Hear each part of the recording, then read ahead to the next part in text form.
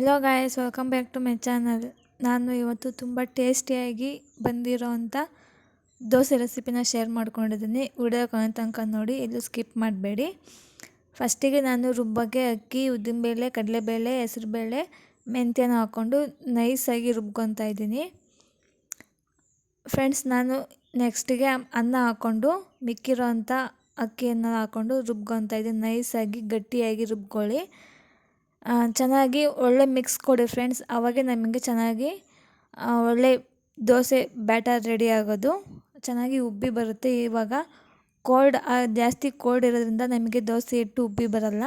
ನೀವು ಈ ಥರ ಮಾಡೋದ್ರಿಂದ ಚೆನ್ನಾಗಿ ಉಬ್ಬಿ ಬರುತ್ತೆ. ಕುಕ್ಕರ್ ಮುಚ್ಚಳ ಹಾಕಿ ವಿಷಲ್ ಹಾಕ್ಬಿಟ್ಟು ಬಿಟ್ಬಿಡಿ ಫ್ರೆಂಡ್ಸ್. ಓವರ್ನೈಟ್ ಬಿಟ್ಬಿಡಿ. ಓವರ್ನೈಟ್ ಆದಮೇಲೆ ಬೆಳಗ್ಗೆ ಚೆನ್ನಾಗಿ ಅದು ಉಬ್ಬಿ ಬಂದಿರುತ್ತೆ, ಪರ್ಫೆಕ್ಟಾಗಿ ಬಂದಿರುತ್ತೆ ಫ್ರೆಂಡ್ಸ್. ರುಚಿಗೆ ತಕ್ಕಷ್ಟು ಉಪ್ಪು ಹಾಕ್ಕೊಂಡು ಚೆನ್ನಾಗಿ ಮಿಕ್ಸ್ ಮಾಡ್ಕೊಳ್ಳಿ. ಉಪ್ಪೆಲ್ಲ ನಮಗೆ ಕ್ಲೀನಾಗಿ ಎಲ್ಲ ಕಡೆಯೂ ಮಿಕ್ಸ್ ಆಗಬೇಕು, ಆ ಥರ ನೀವು ಮಿಕ್ಸ್ ಮಾಡ್ಕೊಬೇಕು ಫ್ರೆಂಡ್ಸ್. ನಾನಿಲ್ಲಿ ಅಕ್ಕಿನ ಬೆಳಗ್ಗೆ 7 ಗಂಟೆಯಿಂದ ಸಾಯಂಕಾಲ 7 ಗಂಟೆವರೆಗೂ ನೆನೆಹಾಕಿದ್ದೆ, ಹಾಗಾಗಿ ಪರ್ಫೆಕ್ಟಾಗಿ ಬರುತ್ತೆ ಅದು. ದೋಸೆಗೆ ಸೈಡ್ಸಿಗೆ ನಾನು ಉಸ್ಲಿ ಮಾಡೋದು ಹೇಗೆ ಅಂತೇಳಿ ತೋರಿಸ್ತಾ ಇದ್ದೀನಿ. ತುಂಬ ಸಿಂಪಲ್ಲಾಗಿ ಬೇಗ ಆಗಿಬಿಡುತ್ತೆ. ಫಸ್ಟಿಗೆ ಎಣ್ಣೆ ಬಿಟ್ಕೊಂಡು ಸಾಸಿವೆ, ಕರ್ಬೇವಿನ ಸೊಪ್ಪು, ಜೀರಿಗೆನ ಹಾಕ್ಕೊಂಡು ಹಚ್ಚಿರೋ ಅಂಥ ಈರುಳ್ಳಿನ ಹಾಕ್ಕೊಬೇಕು. ಈರುಳ್ಳಿ ಗೋಲ್ಡನ್ ಫ್ರೈ ಆಗೋ ತನಕ ಕ್ಲೀನಾಗಿ ಫ್ರೈ ಮಾಡ್ಕೊಳ್ಳಿ ಫ್ರೆಂಡ್ಸ್. ನಾನು ಇಲ್ಲಿ ಯಾವುದೇ ರೆಸಿಪಿದು ಮೆಜರ್ಮೆಂಟ್ನ ಮೆನ್ಷನ್ ಮಾಡಿಲ್ಲ. ಬೇಕು ಅಂದರೆ ನನಗೆ ಕಮೆಂಟ್ ಮಾಡಿ, ನಾನು ನಿಮಗೆ ಕಮೆಂಟಲ್ಲಿ ತಿಳಿಸ್ತೀನಿ. ಈರುಳ್ಳಿ ಫ್ರೈ ಆದಮೇಲೆ ಟೊಮೊಟೊ ಹಾಕ್ಕೊಬೇಕು. ಟೊಮೊಟೊ ಫುಲ್ಲು ನೈಸ್ ಆದಮೇಲೆ ರುಬ್ಬಿರೋ ಅಂಥ ಮಸಾಲೆನ ಹಾಕ್ಕೊಬೇಕು ಫ್ರೆಂಡ್ಸ್. ನಾನು ರುಬ್ಬಕ್ಕೆ ಹಸಿಮೆಣ್ಸಿನ್ಕಾಯಿ, ಶುಂಠಿ, ಬೆಳ್ಳುಳ್ಳಿ, ಕೊತ್ತಂಬರಿ ಸೊಪ್ಪು, ಪುದೀನ ಹಾಕ್ಕೊಂಡು ರುಬ್ಕೊಂಡಿದ್ದೀನಿ ಫ್ರೆಂಡ್ಸ್. ಈಗ ನಾನು ಫ್ರೈ ಆಗಿದೆ ಮಸಾಲೆ, ಕಾಳನ್ನ ಹಾಕ್ಕೊತಾ ಇದ್ದೀನಿ ಫ್ರೆಂಡ್ಸ್. ನಾವು ಉಸ್ಲಿಗೆ ಈ ಥರ ತೊಗರಿ ಕಾಳು ಇಲ್ಲಾಂದರೆ ಅವರೆಕಾಳನ್ನ ಹಾಕ್ಕೊಂಡ್ರೆ ನಮಗೆ ಚೆನ್ನಾಗಿರುತ್ತೆ ಟೇಸ್ಟು. ನಿಮಗೆ ಇದ್ಯಾವುದು ಬೇಡ ಅಂದರೆ ಬಟಾಣಿನೂ ಕೂಡ ಹಾಕ್ಕೊಬೋದು. ರುಚಿಗೆ ತಕ್ಕಷ್ಟು ಉಪ್ಪು ಹಾಕ್ಕೊಂಡು ಸ್ವಲ್ಪ ಎಣ್ಣೆಯಲ್ಲಿ ಫ್ರೈ ಮಾಡಿ, ಈ ಥರ ಎಣ್ಣೆಯಲ್ಲಿ ಫ್ರೈ ಮಾಡಬೇಕು ಫ್ರೆಂಡ್ಸ್. ಆವಾಗ ನಮಗೆ ಕಾಳಿಗೆ ಎಲ್ಲ ಮಸಾಲೆ ಎಲ್ಲ ಹೋಗಿ ಅಬ್ಸರ್ವ್ ಆಗುತ್ತೆ.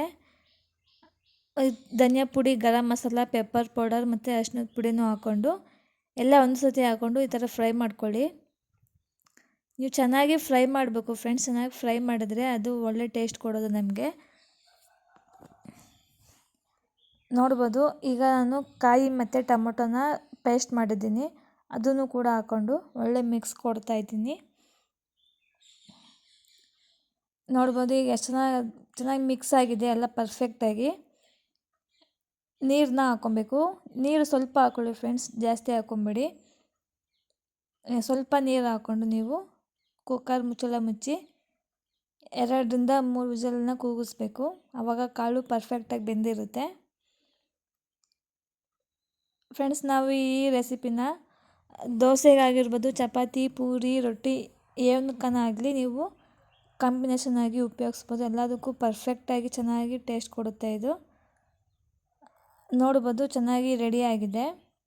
ತುರಿದಿರೋ ಅಂಥ ಕಾಯಿನ ಹಾಕ್ಕೊಂಡು ನೀವು ಒಂದು 2ರಿಂದ 3 ನಿಮಿಷ ಕುದಿಸ್ಕೊಂಡ್ರೆ ಉಸ್ಲಿ ರೆಡಿ ಆಗಿಬಿಡುತ್ತೆ ಫ್ರೆಂಡ್ಸ್.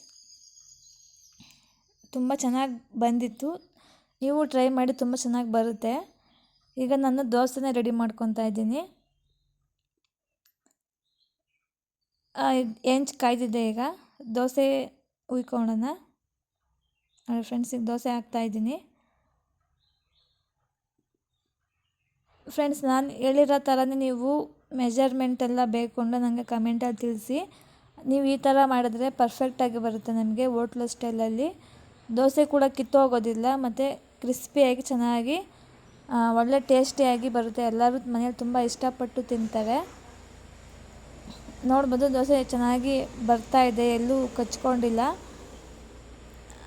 ನಮಗೆ ಸುತ್ತ ಅದೇ ಎಬ್ಕೊಂಡಿರುತ್ತೆ ದೋಸೆ. ನೋಡಿ ಎಷ್ಟು ಚೆನ್ನಾಗಿ ಪರ್ಫೆಕ್ಟಾಗಿ ಬಂದಿದೆ ಅಂತೇಳಿ.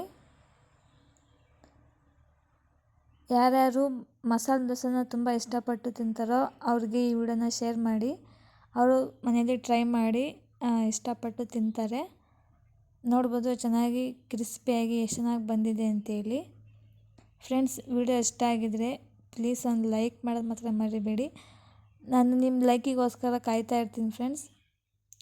ಈ ರೆಸಿಪಿನ ನಾನು ಬೆಳಗಿನ ಜಾವ ಲಂಚ್ ಬಾಕ್ಸಿಗೆ ಅಂತೇಳಿ ರೆಡಿ ಮಾಡಿದ್ದೀನಿ. ಮಕ್ಕಳು ತುಂಬ ಇಷ್ಟಪಟ್ಟು ತಿಂತಾರೆ ಈ ಥರ ಮಾಡಿಕೊಟ್ರೆ.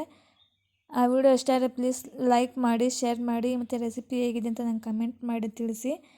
ಆ ವಿಡಿಯೋ ಇಷ್ಟು ತನಕ ನೋಡೋದಕ್ಕೆ ಥ್ಯಾಂಕ್ಸ್. ನನ್ನ ಚಾನಲ್ ಸಬ್ಸ್ಕ್ರೈಬ್ ಮಾಡಿದೆ ಅಂದರೆ ಪ್ಲೀಸ್ ಸಬ್ಸ್ಕ್ರೈಬ್ ಮಾಡಿಕೊಂಡು ನನಗೆ ಸಪೋರ್ಟ್ ಮಾಡಿ ಫ್ರೆಂಡ್ಸ್.